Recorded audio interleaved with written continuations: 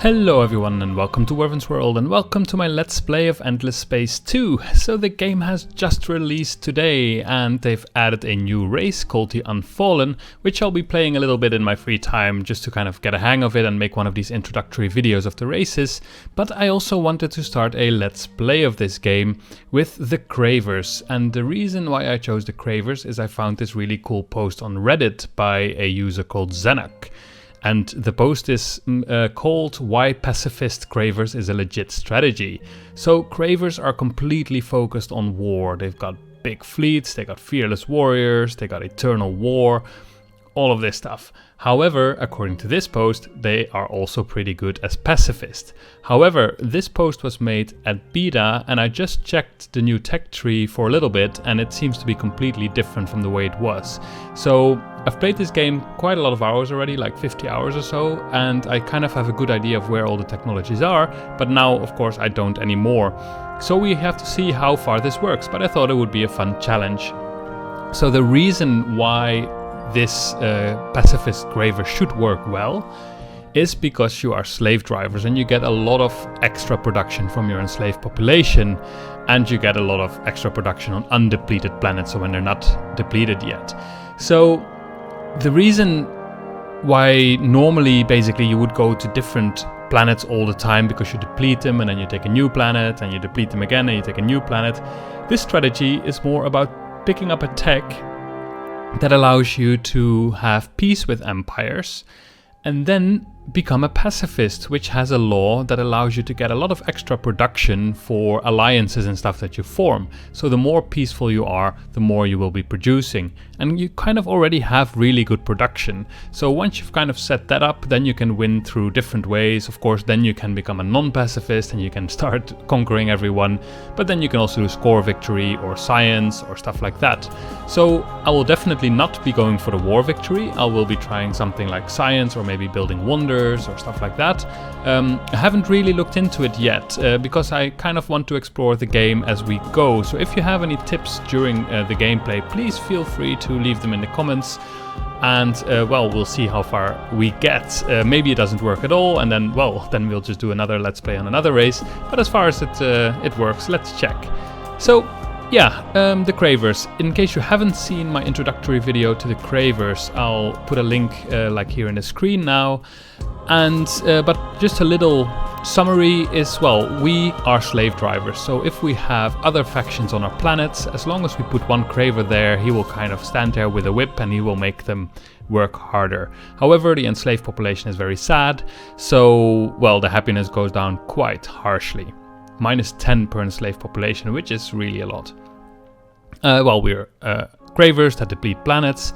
We already start with the Hiroshima citizens. I think that's the combatty ones. Then we have crowded planets, which is pretty cool. Gives us +2 population slots on planets, so it really allows us to get a lot of production on certain planets. We also have eternal war, which means we cannot be at peace if we are militarists in the Senate. Now the nice thing is that we are a dictatorship, so at the first election we can choose what will be our policy. So then we can kind of switch to pacifist from there. Then we have N-wave fusion, so we already start with that technology. We have big fleets too, so we can actually have more ships in our in one fleet, and they don't cost as much money. Of course, we will need some fleets. We cannot be completely pacifist because otherwise other races will just roll over us. But at least we will not be the race that will start the aggression in this game. Then we've got fearless warriors, which means our infantry is very good. So basically we are better at invading and at defending our empire when we have infantry. Of course, we will be mostly using this defensive, or only, I guess. Then we've got xenolinguistics, which is just a technology that we already start with. So yeah, let's get started. I'll put in the introductory video in case you haven't seen it yet to kind of get a feel of what the race is and how it came to be. And first we will see about the galaxy. So let's say we take medium. I guess this is all right. So if we take medium, I'm not sure 4 or 5 would be better. Let's go for 5. And then game difficulty normal, minor civilization difficulty normal. We put the pirates on, even though they're a bit annoying. Yes. Galaxy density, everything seems to be fine. So let's start.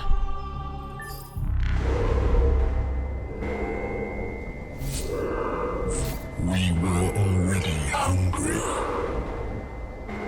when they created us.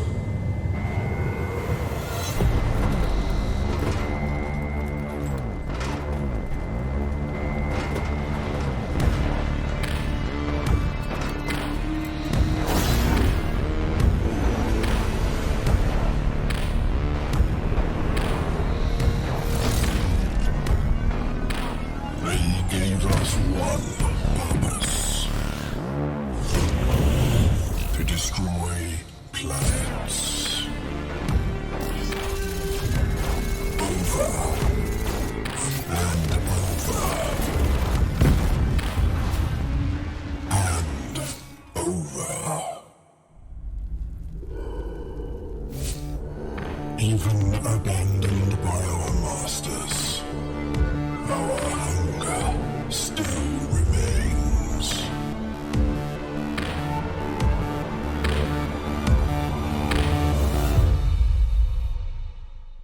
As long as they can remember, the Hive has waged endless war.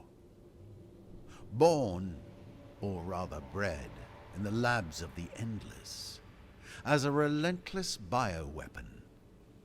Peace is not a concept they understand. You have been locked too long on one planet, however, and your homeworld will soon be consumed. To avoid extinction, you must strike out from your birthplace and devour the galaxy.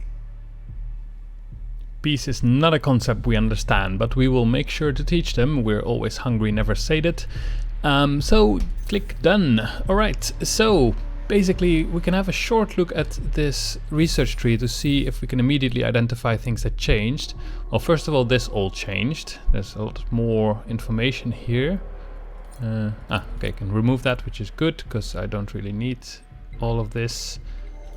Display unlocks. Yeah, that's good. And zoom in, that's fine.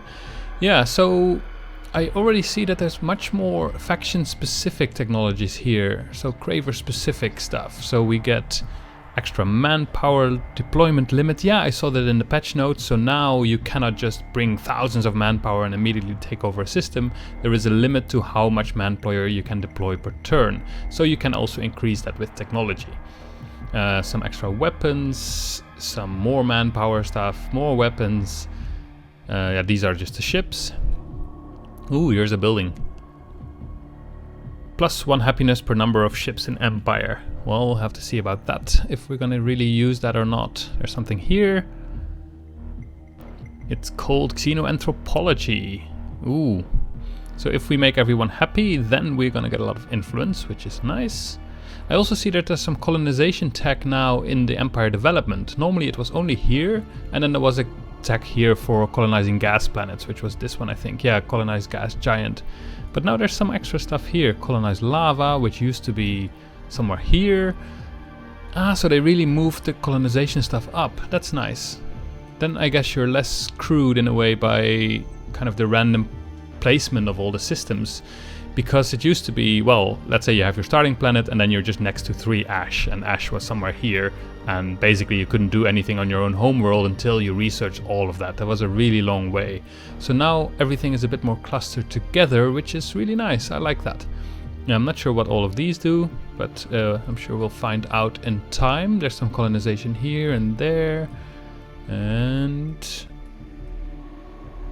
not much else in colonization, so it's really restricted to this area here as far as I can see now. Alright, yes, so we are Cravers and we start off as militarists, but we are a autocracy. So hey, weren't we a dictatorship? Maybe that changed. Set law slots to 3 on Senate, set political party representation to 1 on Senate. That's fine. Only the major population can vote and anarchy cannot happen, but changing government type is impossible. Huh. Interesting. Well, we'll have to see how this works.